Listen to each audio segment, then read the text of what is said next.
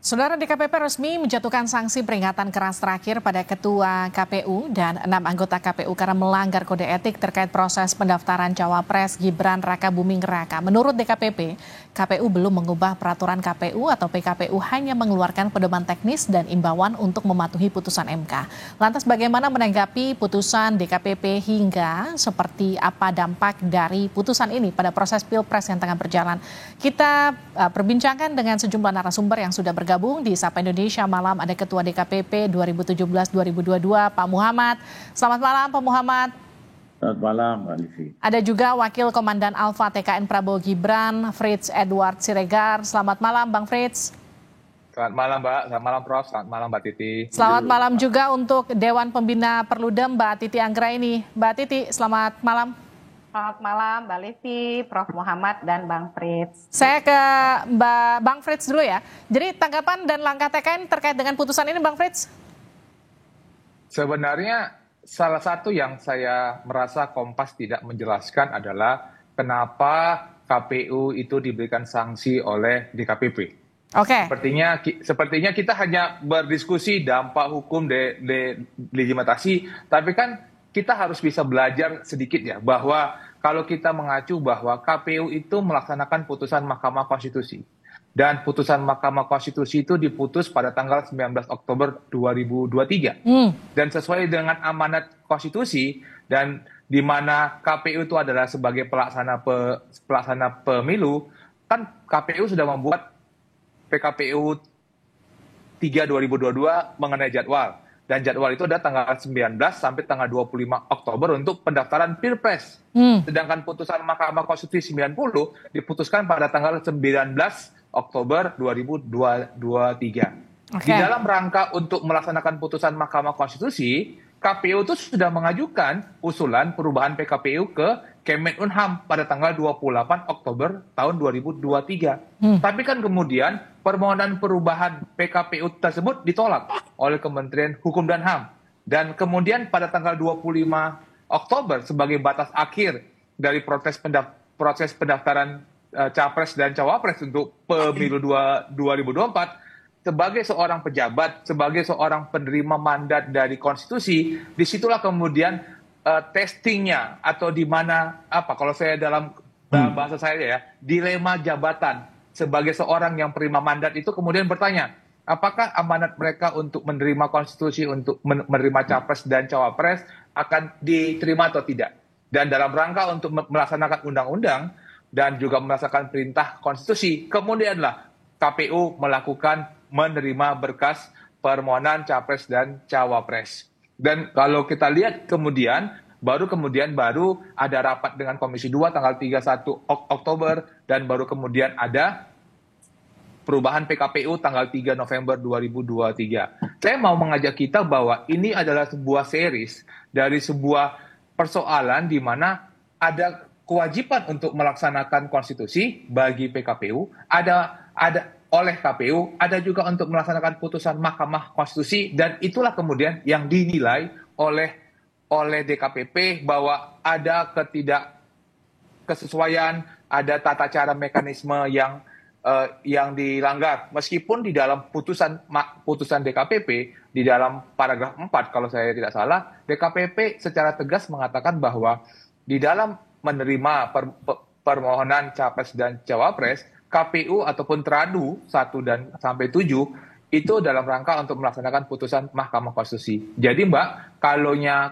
kami melihat, kami mengapresiasi apa yang dilakukan DKPP, itu bagian daripada tugas DKPP, tapi kami juga mengapresiasi tindakan, keberanian, ketegasan untuk melaksanakan Undang-Undang Dasar dan Undang-Undang oleh KPU. Dan sepanjang yang saya ketahui bahwa putusan DKPP itu merupakan penilaian terhadap perilaku dari penyelenggara pemilu, yaitu anggota KPU. Demikian. Baik, saya ke Mbak Titi. Mbak Titi, kalau kita bicara soal sanksi secara langsung mungkin tidak akan berpengaruh terhadap pelaksanaan, tapi bagaimana soal legitimasi Pilpres pasca putusan DKPP? Ya, itu tentu saja tidak bisa terhindarkan ya, karena bagaimanapun ini seperti beruntun begitu.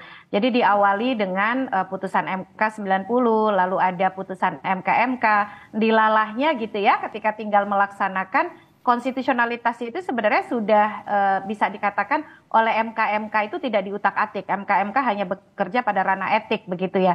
Lalu meskipun ada koreksi atas putusan 90 melalui putusan 141, tapi MK kemudian tidak mengeliminir keberlakuan putusan 90, melainkan itu nanti berlaku katanya sebagai open legal policy setelah 2024. Tapi ketika tiba diimplementasi, kok ya bisa gitu ya KPU-nya kembali melakukan pelanggaran etika.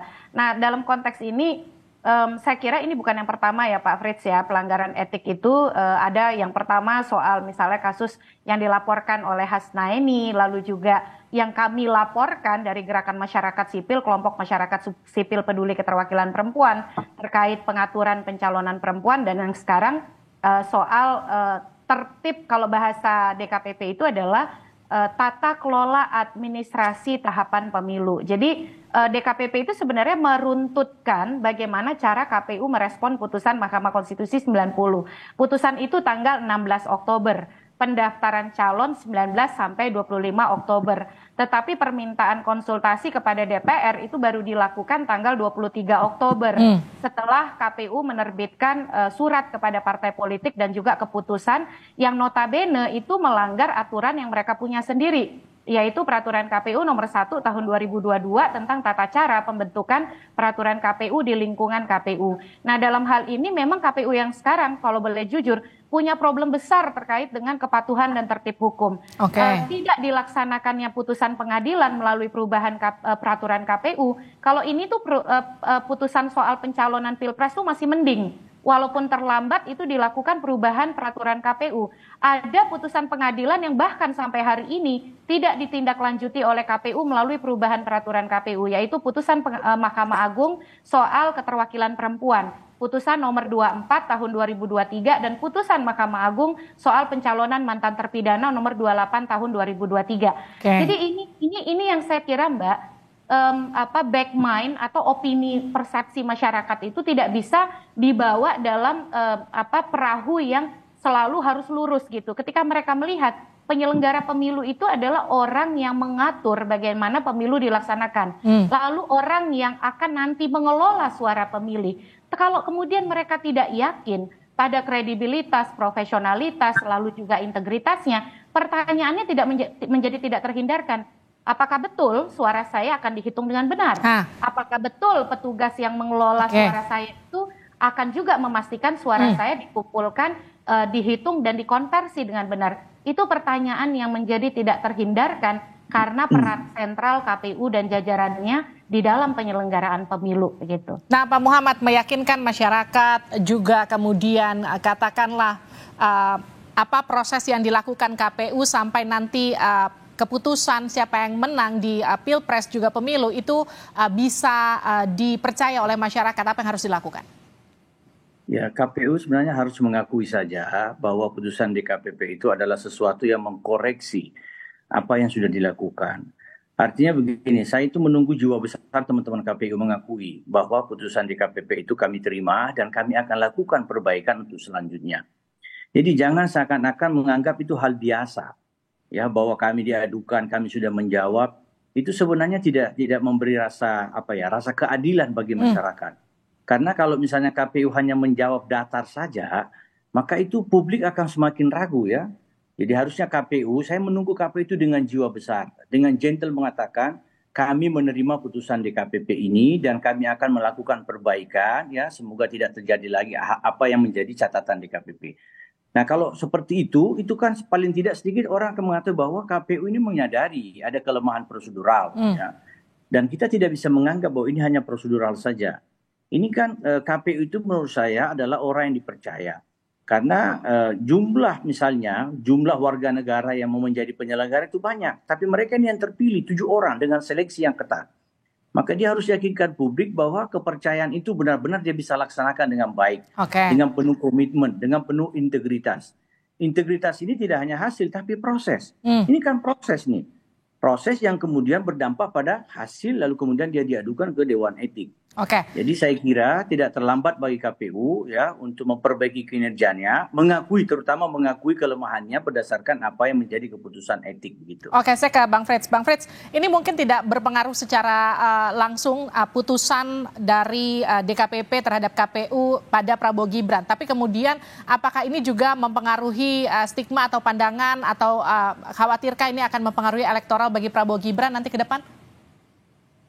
Kalau saya mengajak teman-teman juga tidak lupa bahwa proses pemilu tahun 2019 juga memiliki dinamika tersendiri.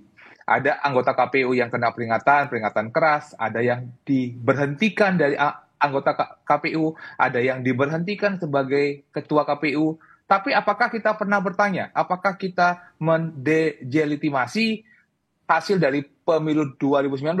Saya sebagai mantan anggota Bawaslu juga pernah berikan peringatan dan peringatan keras oleh Prof. Muhammad pada saat itu sebagai ketua DKPP. Apa yang saya mau sampaikan, Mbak, bahwa di dalam dinamika pemilu kita adalah tugas dan kewenangan daripada DKPP untuk menegakkan etika bagi penyelenggara pemilu. Tetapi harusnya juga diingat bahwa pada saat anggota KPU diberikan peringatan keras, anggota Bawaslu diberikan peringatan keras, itu harus kita anggap sebagai bagian daripada proses demokrasi yang sudah diatur sebagai dalam Undang-Undang Pemilu.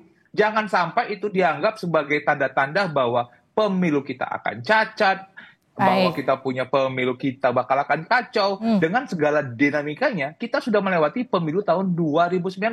Harusnya narasi yang harus kita sampaikan bahwa ada perbaikan-perbaikan yang harus kita sampaikan, tetapi kepercayaan masyarakat dalam proses yang sudah diatur dalam Undang-Undang Pemilu, adanya mekanisme yang tegas terhadap pelanggaran administrasi, pelanggaran pidana, dan pelanggaran etika, itu harus dianggap sebagai sebuah bagian dari dinamika politik kita dalam proses menuju hari pemungutan suara. Dan itu adalah sebuah bukti bahwa kita adalah negara yang berdemokrasi. Baik, terima kasih. Mohon maaf waktu kita terbatas untuk berdiskusi lebih lanjut. Terima kasih atas waktunya Pak Muhammad, Bang Frits, dan juga Mbak Titi di Sapa Indonesia Malam.